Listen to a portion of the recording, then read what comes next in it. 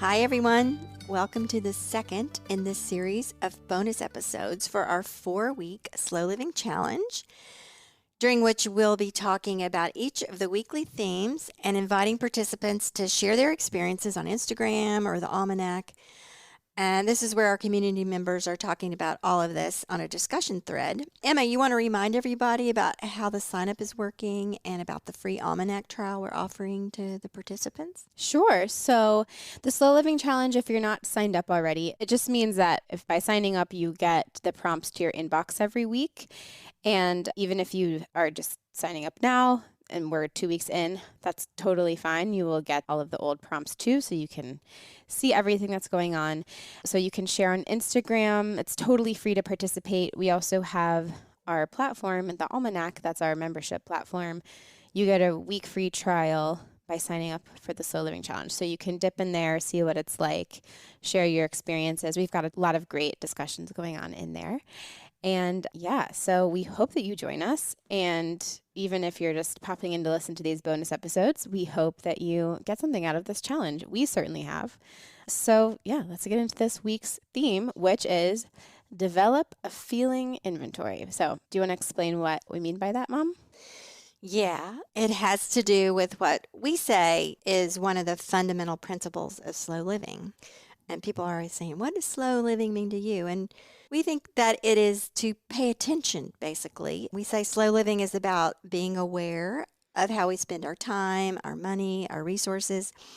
And this week, we're talking about how simply bringing our attention to how we feel can help us slow down and make better decisions and actually shift into a better place. You know, our life is just a series of moments, really. And if we can learn how to discern what it is that's bringing us a feeling of discomfort or dis-ease, so to speak, in that moment, then we can essentially affect more and more moments until we're shifting more and more of our lives. Yeah, that's true. Someone might say that there's maybe a situation that's really bothering them or making them feel bad, and they might really have no control over it. So how do you shift that? Well, first, ask yourself if it's something from the past or something you're worried about in the future. Most of our thinking really does have to do with past or future things we're imagining. And one of those has already occurred and the other hasn't happened yet. So really, your feeling bad doesn't do anything to affect that. So how can you shift what's actually going on right now in this very moment? And this is where I want to say that this exercise is not about giving in to compulsive, addictive, or harmful behaviors that someone might think will help them feel better in the moment. It's not about giving into something that's not in the interest of your overall health and well-being, because obviously that's not what's going to take you to a better feeling place. What we're talking about here is helping yourself feel better in a positive way. Yeah, and this is kind of like, it's really what we're talking about here is another way of looking at mindfulness, right? Yeah. Oh, yeah. And we're not talking about if you're being chased by a bear. Correct. But that's kind of how we're programmed, right? Which is why this is so hard for us, because as humans, we're programmed to be in that fight or flight mode because we had to survive several hundreds of thousands of years being worried about that sort of thing. Yeah. So what we're talking about is kind of day to day, no direct threats in the moment. But what we do is we elevate each of our daily things kind of to that level. So, for instance, if you catch yourself obsessing over something from the past or even that's upcoming in the future that you really don't have control over, because there are some things we don't have control over, maybe in that moment you can decide to listen to some music that makes you feel better. Go for a walk, go outside, pet your dog, ground yourself in that moment. Because even the scary thing that's going to happen in the future, it hasn't happened yet. Or that thing from the past, it's over. So getting in the moment actually really requires you to slow down. So this is kind of a two-parter. Yeah. Or maybe you're irritated or you're agitated and you haven't stopped long enough to even notice that you're agitated. Right. That's another one. Yeah, it's just sort of like an underlying thing that's affecting you. You get used to it, like your baseline rises to that place. Yeah, and maybe you're snapping at your housemate or you're mad at yourself about something. Yeah. So it's a good time to do the feeling inventory, and you become aware of the fact that you could feel better in that moment. And ask yourself, do you know what it is that's taking you out of being fully present and peaceful? Can you identify that? Maybe the sink is full of dishes. Maybe there's a cluttered surface you're tired of looking at, or maybe your shoes are too tight. That's what my dad used to always say. Are your shoes too tight? It's true. Just to notice, is there something going on right now that you can shift and get that moment back? Because remember, this moment is your life right now. So wouldn't you want to pay attention and make it the best it can be? Yeah, really, in a nutshell, the feeling inventory is just an exercise in, as we said, bringing awareness to where you are in the moment. So mindfulness is another way to say it. Assessing whether it's your focus on the past or the future that has got you out of sorts, or if there's anything you can actually do to shift you into a better place of the now, of the right now in the moment. This is making me think of Power of Now, which is a really great book by Eckhart Tolle. If you haven't read it, I know both of us have read it, but for anyone listening, Power of Now is great. He really highly recommend it. Digs into all of this. It can be a little confusing. He goes so far as to say like the past doesn't exist and the future doesn't exist, which is a little esoteric, but I guess in many ways it's true.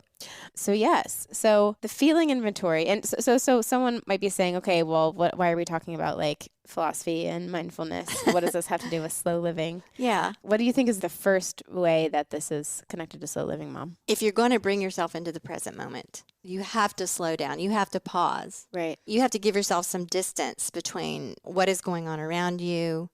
And as Eckhart Tolle says, and I've said this a couple of times on here, become the observer. Become the observer of how you're feeling and what's going on, and how you might be able to affect it in the minute. And it also means to come from a not reactive place, like not reacting Yes. to what's happening to you, but Yeah. Give yourself a little buffer. yeah. And then when you do that, when you enter the present moment, you notice things more. You notice sounds more. You can slow down and taste your food. You can feel your heart swell with love for your dog that's sitting there as you're petting your dog. You can notice the sky. You can notice what's going on outside the window. There are just so many things. Life is actually in the present moment. This is a simple concept, but it's not really easy to grasp. It's a lesson we need to learn. And it's a way of experiencing each moment for what it is. Now, obviously, we're talking a level of consciousness here that is a goal, or, we're not going to all just snap into that like overnight. It's something to think about. It's almost impossible to do it all the time. Absolutely. I mean, we're human. And we're surrounded by all kinds of crazy distractions. Yeah, no, we're not talking about doing this perfectly just because you are in the slow living challenge. It's a practice and something to think about, something to be aware of, something to try. Try it. And why it's so important for slow and sustainable living, we say, is because when you slow down and you are slow living and you are living in the present moment, that's the place where you realize that you don't need to buy the thing. Just all of these things that kind of add up to our unsustainable lifestyles. When we get into the present, we can clear all that away and we can figure out what really matters to us and what we really need and how we feel more connected with the earth around us and people around us. And I don't know of another way to do that without slowing down, without being aware in this way. One of my favorite examples of this, I've said it before. Think of the pile of laundry that's in front of you constantly. It is irritating. Right. It's grating. It makes you feel rushed. It makes you feel overwhelmed. It makes you feel like you can't go on to something else. There's so many ways that's the pile of laundry, something undone.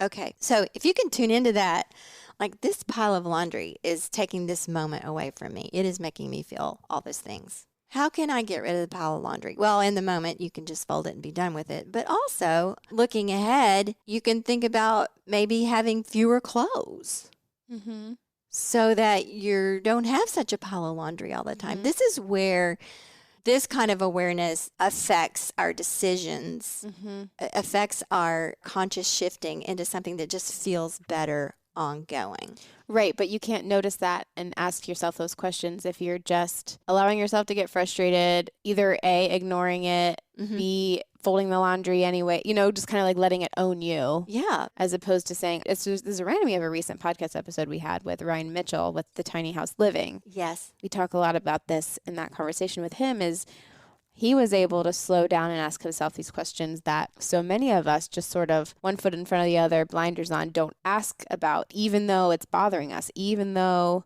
we are overwhelmed by this mortgage payment on this huge house or the clothes overflowing from our closet. We just deal with it instead of stopping enough to ask the question. Yeah. Is there something I can really change here? Yeah. Yeah. That's the feeling inventory.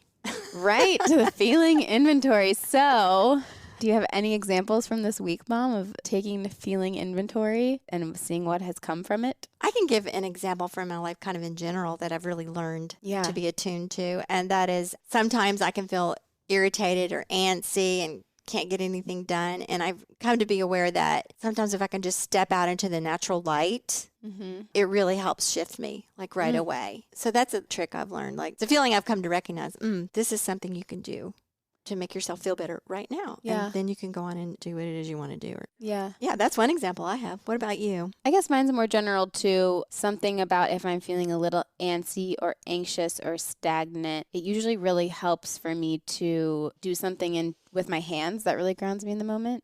So maybe it's washing the sink full of dishes, but usually it's something like starting to cook or baking something or start mixing up bread dough. Like usually it's something in the kitchen with my hands.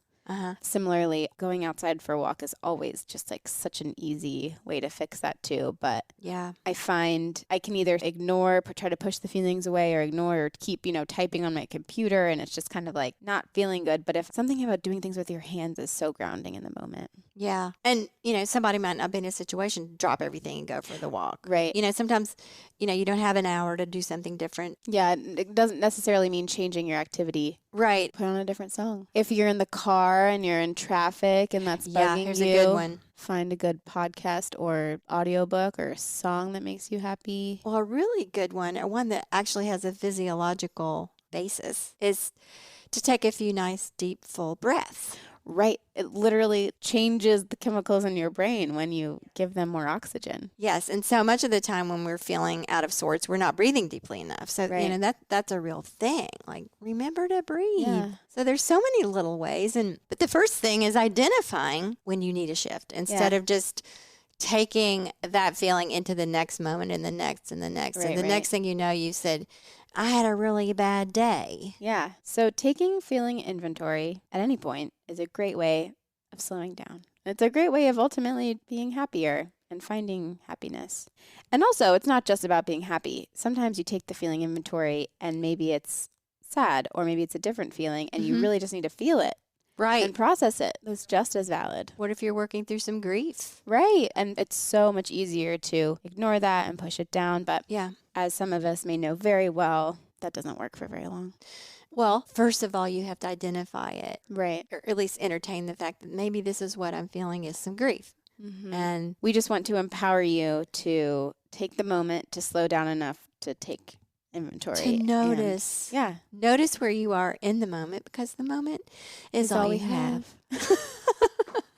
So we hope that you guys have a really great week. We're so excited and interested to see how you are carrying these ideas into your week and into your days. And thank you so much for being here with us for the Slow Living Challenge.